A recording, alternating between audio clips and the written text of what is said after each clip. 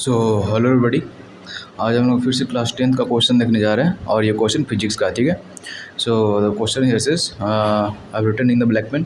So the question says two parallel plane mirrors M1 and M2 have a length of 20 meter each and are 10 centimeter apart. So it's saying we having two mirrors M1 and M2। हम लोग के पास दो mirror है M1 M2 and the length of the mirror, जो mirror की जो लंबाई है डेट इज़ 20 मीटर, ठीक है।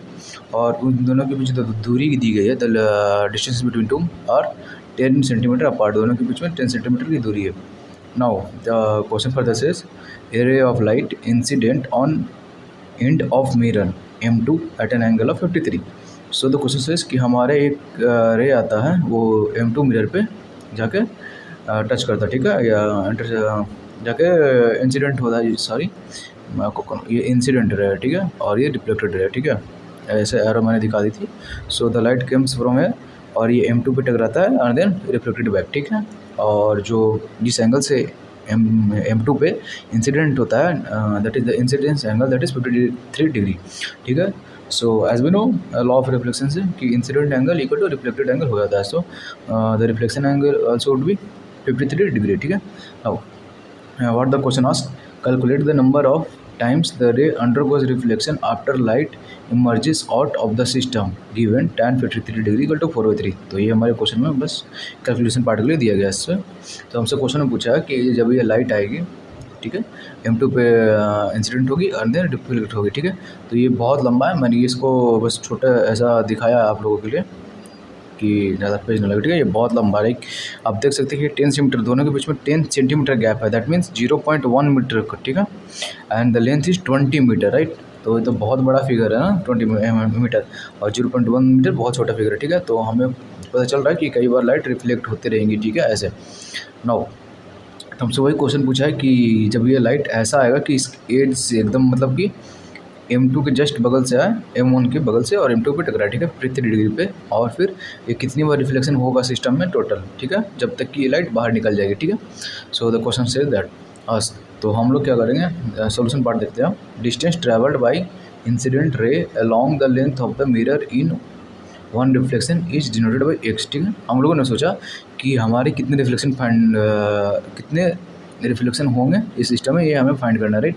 और हमें पता क्या है, लेंथ पता है, टोटल लेंथ हमें पता है मिरर की, और रिफ्लेक्शन एक रिफ्लेक्शन कितनी डिस्टेंस होगी, राइट। अगर हमको लाइट यहाँ से आ रही है, ठीक है, हमें तो हमें ये डिस्टेंस तो पता करनी होगी, राइट, एक्स, ये हमें पता चल जाएगा ट्रिग्नोमेट्री से, दैट इज tan 53 डिग्री लगाएंगे हम। तो हमने ऐसा एज्यूम कर लिया कि जो एक रिफ्लेक्शन में डिस्टेंस ट्रैवल करेगा vertically along the length of the mirror, वो हमें एक्स मिलेगा, ठीक है। तो that's why assume there X, हो गए। और फिर हमने क्या किया, ट्रिग्नोमेट्रिक आइडेंटिटी लगा दिया, tan theta equal to X by 100, tan theta लगाएंगे यहाँ पे, तो एक्स बाई ये दिस हाइट बाई बेस, तो दिस हमारा कितना 10 सेंटीमीटर, ठीक है। तो इसलिए हम यहाँ पे 10 सेंटीमीटर लिख दिया, ठीक है। tan theta equal to X by 10, tan theta कितना था 53 डिग्री, ठीक है। 53 डिग्री 10 पे कितना आता है 4/3, हमें क्वेश्चन में दिया गया था। सो हम लोगों ने लिख दिया 4/3 इक्वल टू एक्स बाई 10। फिर हम लोग एक्स क्या मिल गया 10 इंटू 4/3, दैट इज़ 40 इंटू 3, ये सेंटीमीटर में आया था क्योंकि हम लोगों ने 10 सेंटीमीटर में लिखा था। लेकिन अगर हम पूरी लेंथ देखें मीटर की तो मीटर में, इसलिए हम लोगों ने इसको मीटर में कन्वर्ट किया। तो 100 से डिवाइड करेंगे, ठीक है, 100 से डिवाइड करेंगे तो 10 से 10 कैंसिल, और 4/3 टू 10 दैट इज 30, तो 4/30 m, ठीक है, मीटर। नाउ ये हमें पता चल गया कि एक रिफ्लेक्शन में हमें 4/30 मीटर चलना पड़ेगा, ठीक है। और जो टोटल लेंथ हमको चलना है डेट इज़ 20 मीटर, और एक के लिए इतना। तो डेट मीन्स वी सेड, हम लोग बोल सकते हैं कि हमें जो एन के लिए चलूँगा वो 20 हमें मिनिमम होना चाहिए, ठीक है। तो हम लोग क्या करेंगे, एन से मल्टीप्लाई करेंगे। For example that is an मतलब टोटल नंबर ऑफ रिफ्लेक्शन, कितना हमें चलना, कितना नंबर ऑफ रिफ्लेक्शन चाहिए, और एक रिफ्लेक्शन में कितना होगा 4/30 है, टोटल हमें चलना कितना 20, ठीक है। ये बहुत सिंपल सा मैथमेटिक्स है, इसमें कुछ ये नहीं है, ठीक है।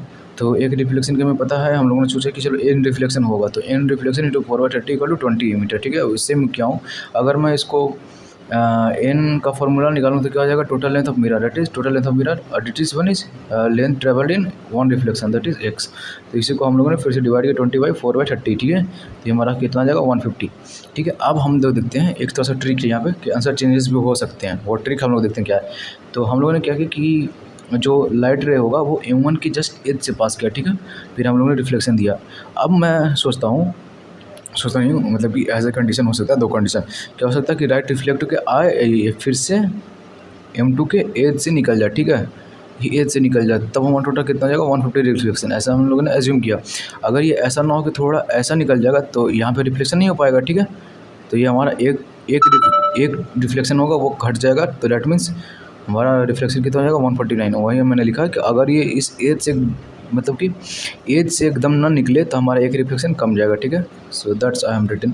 और ये ऐसे आ सकता है या फिर ऐसे आ सकता है, ठीक है, ये ऐसे ही आएगा, सेकंड रे सही है, ये वाला गलत भी हो सकता है, डेट इज़ मतलब डिपेंडेंट है केस पे, लेकिन हम लोगों ने ऐसा एज्यूम कर लिया कि एक रिफ्लेक्शन में ये है वो, ठीक है।